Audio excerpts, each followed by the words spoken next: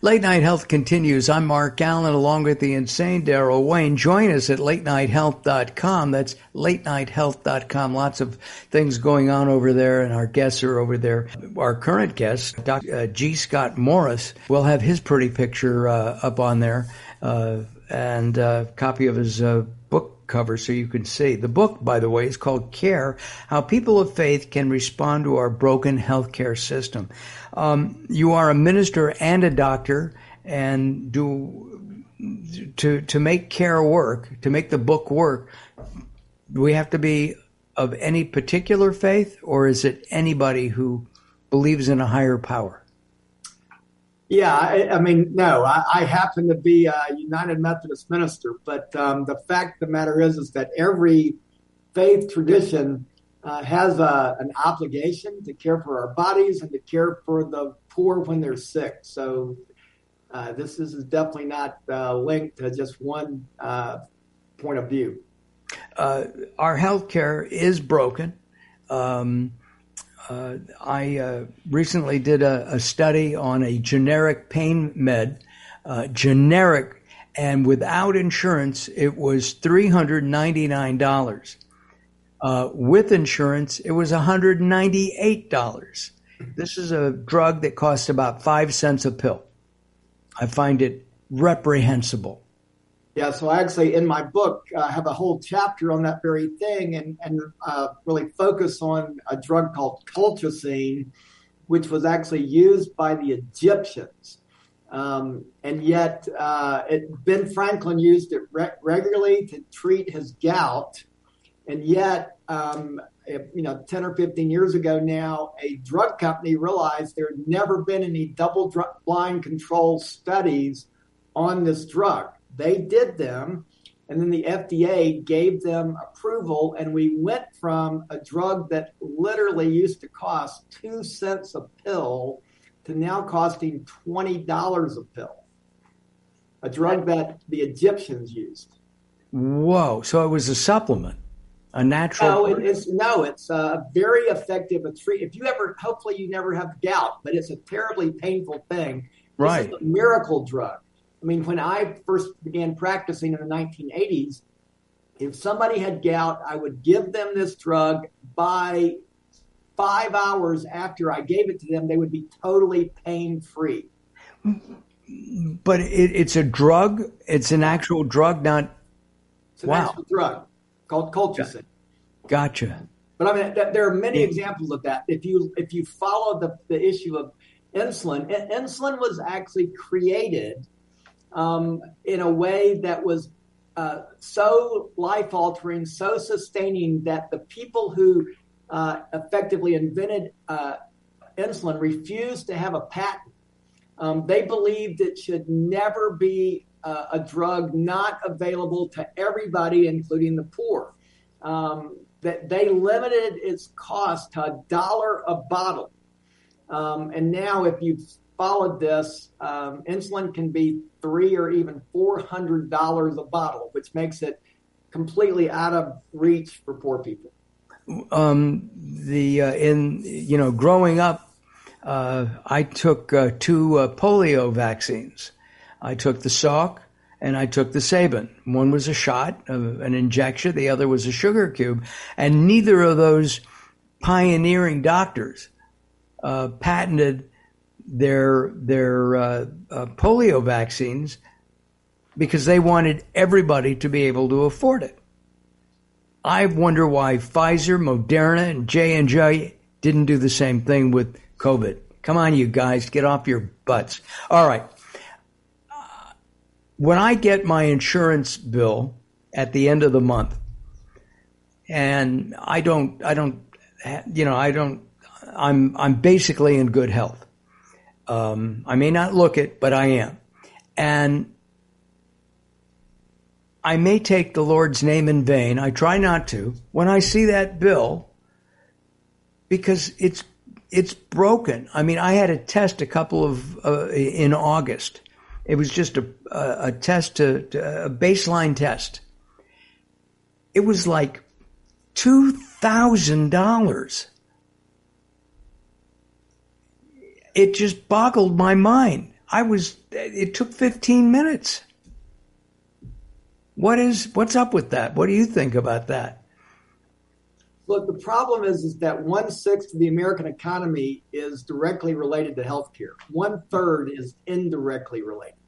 So if you start messing with the American medical system, a lot of people are watching. You know, what my book is about is I actually believe that our faith communities are a great sleeping giant that actually have an amazing ability to impact the way we live our lives, the way we focus on what it means to be to live healthy. There are clinics all over this country that their sole purpose is providing healthcare for the poor, and they do it without relying on federal funding. Most people have no idea these things are even out there, but they're literally in every community in America. Recently I was talking to a podiatrist, and he was upset with a congressman in Florida. A lot of us are upset with congresspeople in Florida, but he said he's a podiatrist, and one of his things that he does is he provides orthotics. And as we age, it makes it easier to walk without pain if you have orthotics. And now the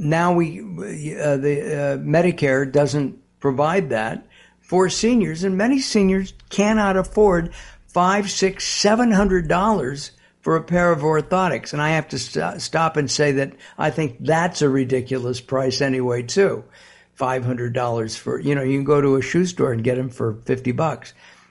They may not be the same. Any thoughts on that? Well, look, the problem in many of these ways is that we have focused so much on drugs, and yet the fact of the matter is our bodies are more electrical systems than they are built around chemistry. Your brain, your heart, your muscles are all electrically driven. So it's like calling in a plumber to fix your lights when they're flickering. We have to come up with a way to care for our bodies beyond just the way we are doing it right now with drugs and technology, which means we have to find other ways to bring about our healthy outcomes. Only 10% of anybody's health outcomes, 10%, has anything to do with the doctor, the hospital, or drugs. We spend $1 trillion a year on those things. If it only has 10% to do with my health outcomes, you could argue we're not spending the money very wisely. And I think you'd be right. Let's find out briefly right now about Church Health. You're the CEO and founder of Church Health, based in Memphis, Tennessee. Tell us about that briefly, and then when we come back from our break coming up, we'll continue that examination. Yeah, so we've been doing this work for 35 years, started in 1987. We provide healthcare for the people who work to make our lives comfortable. They cook our food, take care of our children, wash our dishes, cut our grass. Well, one day dig our graves. They don't complain. When they get sick, their options are very few. We care for over 80,000 people. We're the largest faith-based, privately funded health center in America. So we do it with 20 providers on our staff. We run a family medicine residency. We have 1,000 doctors who volunteer with us. That's not a made-up number. And we have a dental clinic, an eye clinic. We offer counseling. We have our own YMCA. We have a nutrition center. And we operate in a building that is larger than the Empire State Building. Yeah, it's the former Sears Roebuck facility. It was built in 1927. We're going to take some time out right now. When we come back, we'll continue our look at faith-based healthcare and why it works, why it can make our broken system better. I'm Mark Alyn, along with the insane Daryl Wayne, and be sure to take a look at pictures of Daryl and me at latenighthealth.com. Don't go away, more coming up. Recently, I met Jacqueline from Bright here in Los Angeles. She gave me a hearing exam and then showed me how to hear again with the new Signia Pure Series hearing aids, and she can give you your life back too. I hear birds chirping, birds cooing, and even my wife. They easily connect to my smartphone. The Signia hearing aids are amazing, and with the charge and go, I don't have to fiddle with batteries and hear all day long. Not hearing is frustrating for you and your family. I know you don't have a problem, but trust me, call Bright Here now for a free hearing exam, a $125 value, yours free, just for making an appointment now. There are offices throughout the Los Angeles area. Call Bright Here now at 323-424-7100. That's 323-424-7100 for a free hearing exam. There's no obligation. Call now, 323-424-7100, or visit them on the web at brighthere.com.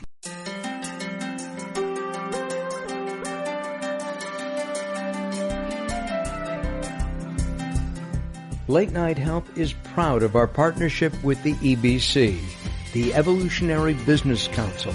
Check them out at ebcouncil.com.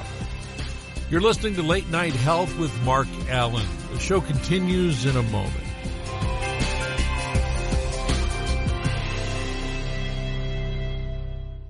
If you're listening to Late Night Health right now, you're part of the growing target of baby boomers we're serving. Hi, I'm Daryl Wayne, producer of Late Night Health, inviting you to join the Late Night Health family. If you have any business targeting the growing boomer market, Late Night Health is the ideal advertising vehicle for you. From vitamins to insurance, alternative health to Western-style medicine, Late Night Health caters to the growing population of those over 40 years old.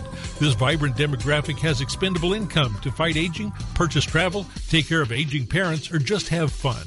Find out about the advertising opportunities with Late Night Health. Call us at 805-391-0308. That's 805-391-0308, or email us at info@latenighthealth.com. That's info@latenighthealth.com. Join Late Night Health as we empower people to take charge of their own health care. Call now at 805-391-0308. That's 805-391-0308. Sometimes it's not what you say, it's how you say it. Words are a critical aspect of success. How you get your point across is a crucial part of what makes anything sell. So do it right and hire a writer. Whether it's articles, blog posts, technical writings, website content, product descriptions, or ghostwriting anything from a novel to a nonfiction book about your navel, contact Servet Hassan. If you want it to sell, write it right. Email Servet at servet@servethassan.com. Late Night Health continues. I'm Mark Alyn, along with the insane Daryl Wayne. Join us at latenighthealth.com, and you can listen to us on iHeartRadio, Podclips, Google Play, and much more. So if you're looking for a place to listen to us, we have lots of places that you can.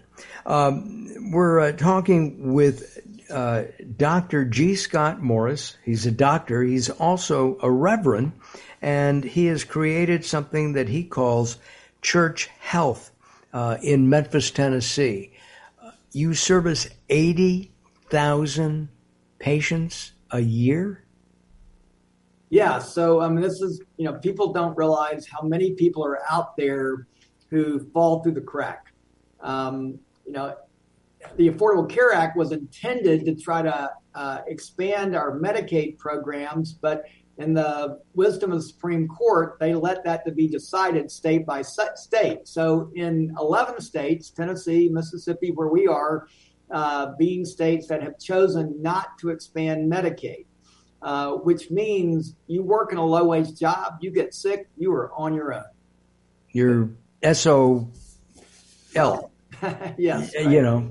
That would, yeah, which is terrible. We're the only Western country that doesn't have some kind of national health. But would it also be true, though, even in California, that, if you were undocumented, I think y'all have a few folks like that, you don't qualify for anything either. Right. Even Bernie Sanders' Medicare for all never meant Medicare for all. You're undocumented. You've been working in America for 20 years. You fall off the roof and you break your leg. Medicare for all would have meant go back to Mexico. Well, and that's true. And so if somebody's undocumented, you don't care if they're documented or not documented? Yeah, I don't want to ever have to look God in the face at the end of time and have God ask me, when that person came to see you, what did you do? I want to be able to say we did the best care we could possibly provide. So we provide the same quality of care you'd expect your mother to receive. And our criteria is that you're working. So, that is where we believe the greatest need is for people who are working in low wage jobs. And so, yes, I don't care if you're documented or not. So that's terrific. That is great. So can anybody come in? I mean, if I were living in Memphis again, I might not be working, but if I were, that's the only criteria that I do have some job? Right. So there's two ways you access us. I'm a real doctor's office. You can make appointments, but we also have an urgent care or walk-in clinic for which the criteria is I am sick today. I don't have health insurance. The cost is $40. It's the same no matter what your problem is. You got a cold, you got a broken bone, you're at death's doorstep. It's obviously a better deal the sicker you are, but for $40, it's a good deal no matter what. Unless you're a big baby like I am and I have a splinter and I need it taken out, $40. $40. It would be worth it because, I couldn't get it out myself. What do other health care groups feel about church health? Yes, so the only way we're able to provide the care we do is through enormous cooperation with our hospitals and with the providers around the community. Look, from a hospital standpoint, you don't escape the fact that poor people are going to get sick just like everybody else. But it is cheaper for us to diagnose stage 1 breast cancer than it is for that woman to wait until she has stage 4 breast cancer and show up in the emergency room. And it's for that reason that the hospitals in Memphis are willing to donate their services for us as long as the physician donates his or her time. And again, there's not any problem somebody could have from the cradle to the grave we can't take care of. And we're going to provide you with the absolute best care that Memphis has to offer. And Memphis has some really great medical facilities. Yeah, I mean, that's the second most important industry we have in Memphis is healthcare after FedEx. And right after that is barbecue and music. We got a lot of barbecue and we got a lot of music. Absolutely. Beale Street, real great place, right? Yes, sir. Peabody Hotel still have the Ducks. They still got the Ducks. And we still have Graceland, and we still have the National Civil Rights Museum. That is terrific. What about, how does somebody having faith affect their own health? Yeah, so being healthy is not about the absence of disease. The World Health Organization would agree with that. Who cares if you live 2 years longer if it means 2 years longer in a nursing home? Life for life's sake can't possibly be the point. Breathing in, breathing out. None of us are signing up for that. So what we believe being healthy is about is ultimately 3 things. Having more joy in your life, having more love in your life, and being driven closer to God or those things greater than we are. Now, if that's what it takes to be healthy, it doesn't have a lot to do with the doctor. So this led us to create something we call the model for healthy living. We think there are 7 things in life that are equally important to life that must be in balance if you're going to be healthy. Now, medical care is one, but it's only one. But nutrition, movement, emotions, family and friends, work, and your faith life. We believe your faith life is as important as anything the doctor would do. Those 7 things have to be in balance if you're going to be healthy. And it drives all of our programming, and we work with every patient we have around those 7 issues. Traditionally, doctors, MDs, don't have a lot of nutrition background. Doctors don't know squat about nutrition. Yes, thank you. You're right, and we've said that. what about your nutrition counseling?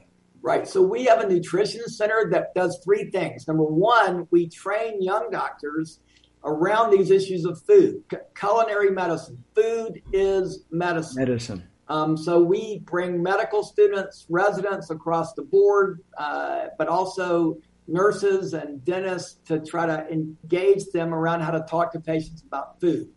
The second thing we do is we have patients, especially with diabetes, that come in, learn how to better cook for themselves in an affordable way.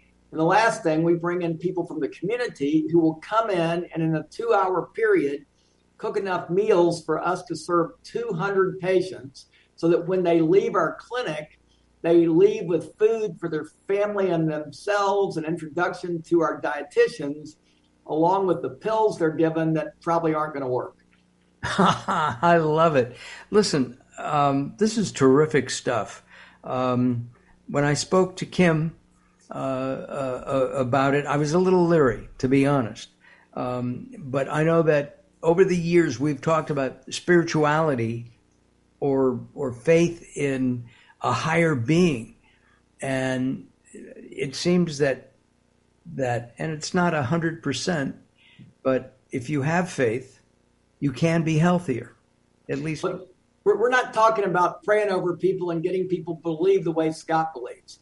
What we're talking about is that people of faith are actually motivated and have an obligation in order to find ways to provide effective health care for their neighbors, and to do it without relying on government funding.